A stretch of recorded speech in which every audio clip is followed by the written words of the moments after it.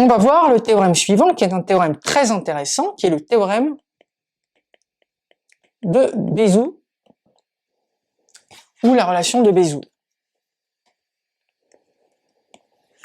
Donc, on va considérer A, B, deux entiers relatifs. Alors, qu'est-ce qu'il nous dit, que nous dit cette propriété? Il nous dit qu'il existe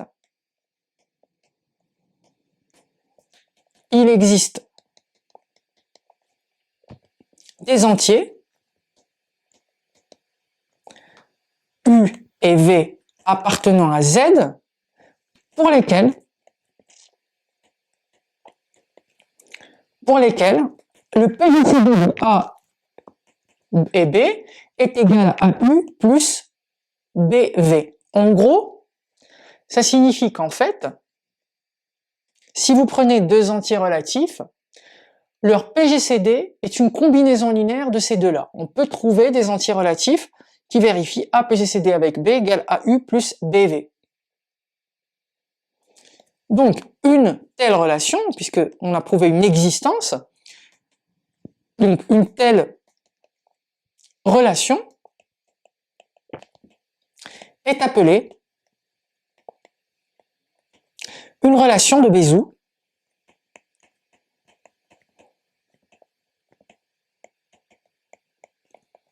de A et B.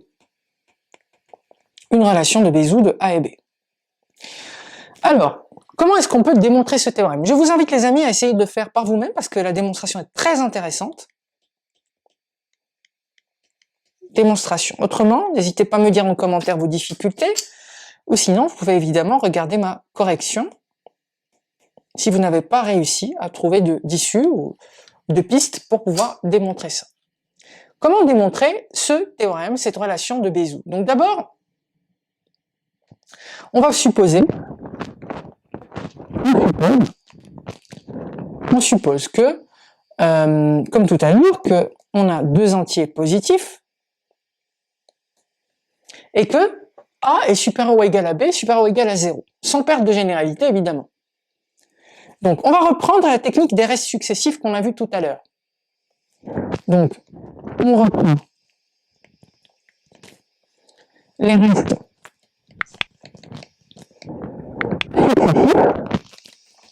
reprend les restes successifs de l'algorithme d'Euclide. Je vais le rappeler. Ne vous inquiétez pas. Donc, on pose R0 qui est petit a et R1 égale B. D'accord? Et on note pour tout cas appartenant à N, on va le démontrer dans N, on note que pour tout cas appartenant à N, RK plus 1 différent de 0 et RK plus 2, c'est le reste de la division euclidienne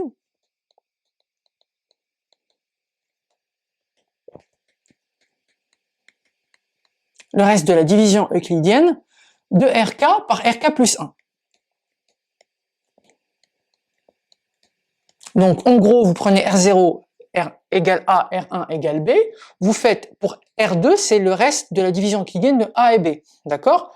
R3, c'est le reste de la division euclidienne de B par le reste R2, etc., etc. Et c'est comme ça qu'on construit ces restes-là, cette suite de restes. Voilà, donc, maintenant, on va aller plus loin, on va considérer une autre suite, on va appeler le quotient. Donc, le quotient de cette division, euclidienne, on va le noter, sera noté, on va l'appeler QK plus 2, d'accord? Le quotient de la division euclidienne, donc de RK par RK plus 1, sera noté QK plus 2, et le reste c'est R2, RK plus 2. Donc, je résume, qu'est-ce que ça signifie? Que RK plus 2, c'est le reste de la division euclidienne de RK par RK plus 1, donc c'est RK, moins QK plus 2, l'équation fois RK plus 1. D'accord? Donc, la suite qu'on vient de construire, la suite RK, la suite des restes construite, va finir par s'annuler à partir d'un certain rang, d'accord?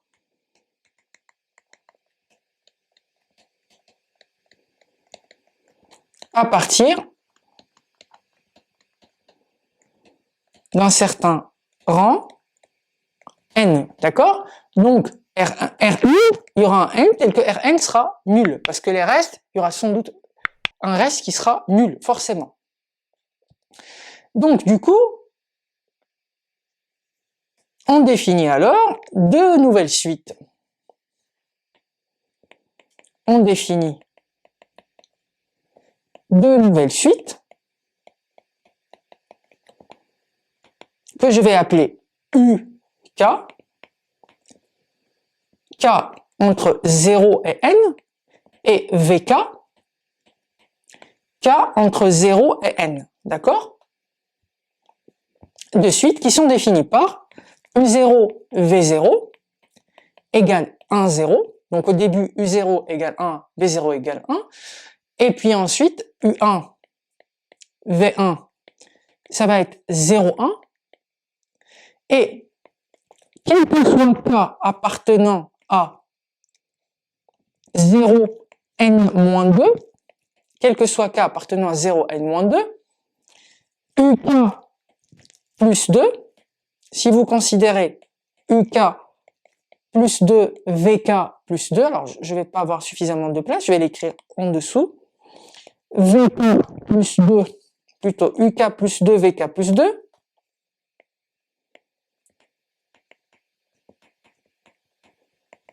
ce couple, ça va être égal à UK moins UK plus 2 fois UK plus 1. Ça, c'est pour UK plus 2. Et VK moins QK plus 2 VK plus 1. Alors, on montre par récurrence double. C'est une démonstration qui est très classique. Hein. Montrons par récurrence double que pour tout cas appartenant à 0n, pour tout cas appartenant à 0n, plutôt 0n-2, avec n évidemment le rang à partir duquel la suite Rn s'annule, hein, souvenez-vous. Pardon, n jusqu'à n, montrant que Rk, le reste Rk est égal à UK, A fois UK, plus B fois VK. C'est ça qu'on doit montrer par récurrence double. Alors, récurrence double, ça veut dire qu'on va le faire sur UN et BN. On a deux suites ici. Donc, initialisation.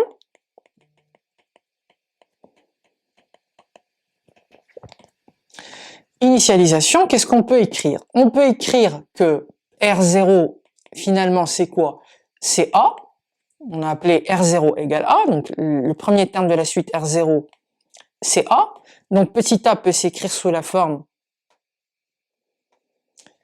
Petit a peut s'écrire sous quelle forme? Donc, A fois 1 plus B fois 0. D'accord? Et R1, qui est B, ça s'écrit A fois 0 plus B fois 1. D'accord? Donc, on a pu écrire R0 et R1 sous la forme d'une combinaison linéaire de A et B, donc A fois UK, BK. Effectivement, ici, U0 est égal à 1, B0 est égal à V0 est égal à 0, et U1 c'est 0, V1 c'est 1. Donc ici, effectivement, on a réussi à écrire R0 et R1 Donc récurrence double, ça veut dire sur R0, R1. Ici, on a pu démontrer que ça fonctionnait. Donc je peux l'écrire d'une autre manière. R0 est égal à A fois U0, du coup, plus B fois U1. Et R1 est égal à A fois U1 plus B fois V1. Oula.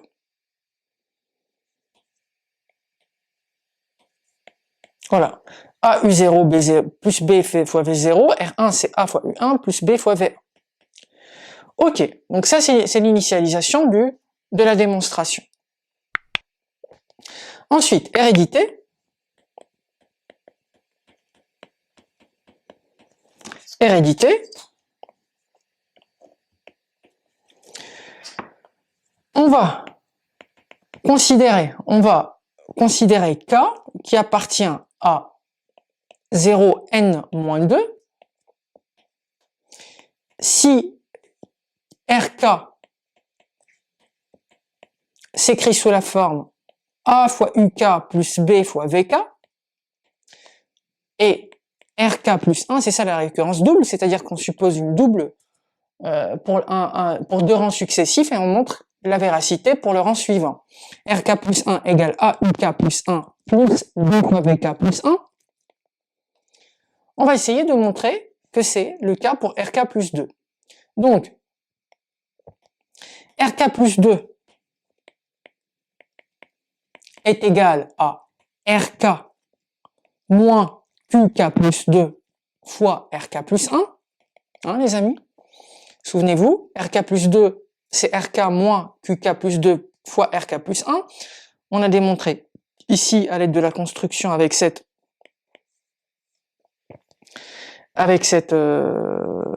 suite de quotients QK. Et donc, d'après l'hypothèse de récurrence, qu'est-ce qu'on peut dire? Que RK plus 2 est égal à RK qui est du coup A fois UK plus B fois VK moins Q indice K plus 2. Je peux remplacer RK plus 2 également par A fois UK plus 1 plus B fois VK plus 1. D'accord? Donc je peux écrire RK plus 2 sous quelle forme? A facteur de UK.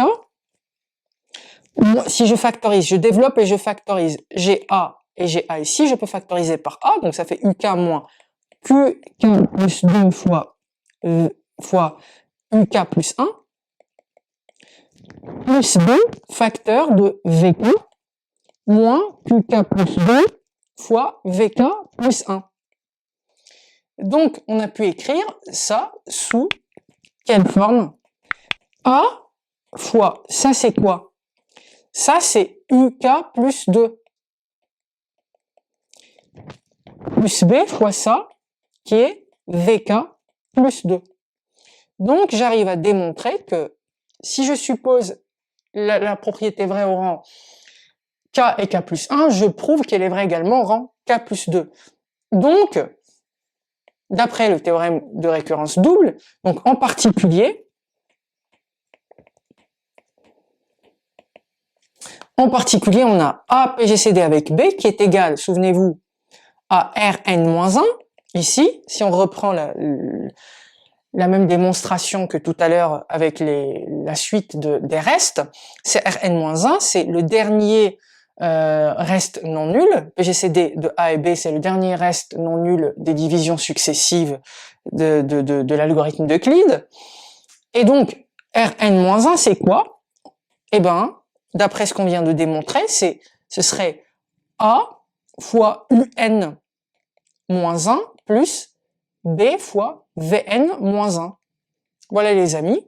Donc, on a prouvé l'existence de deux entiers relatifs, U et V, tels que A PGCD avec B est égal à une combinaison linéaire entre A et B, donc A fois UN moins 1 plus B fois Vn moins 1. La démonstration est très intéressante Elle n'est pas vraiment intuitive, hein. C'est une relation classique, effectivement, mais elle est malheureusement pas très intuitive. Donc, je vous invite à prendre une feuille et un stylo, à refaire cette démonstration. Essayez de, par vous-même, imprimer cette construction de cette suite, de ces différentes suites qu'on a utilisées dans la démonstration. La première suite, c'est la suite des restes des divisions euclidiennes, donc les restes RI. C'est une suite qui est très utile puisqu'elle nous a permis de démontrer non seulement ce théorème, mais surtout le théorème précédent, qui concerne le diviseur, enfin le PGCD, et donc le fait de démontrer que l'ensemble les ensembles, l'intersection des diviseurs de A et des diviseurs de B, c'est l'ensemble des diviseurs du PGCD de A et B. Et c'est exactement cette même suite qui nous a permis ici de démontrer la relation de Bézout. D'accord ? Voilà les amis, donc n'hésitez pas à refaire cette construction des suites RI, des suites QI, en fait, qui sont les quotients de ces divisions successives, et la construction de cette suite, de ces deux suites UI et VI, ou VN et UN, telles qu'on les a vues. Ça n'est pas intuitif, mais il est vraiment intéressant de retenir cette méthodologie, parce que si vous êtes en classe préparatoire, c'est une question qui peut vous être posée à l'oral aux oraux des concours.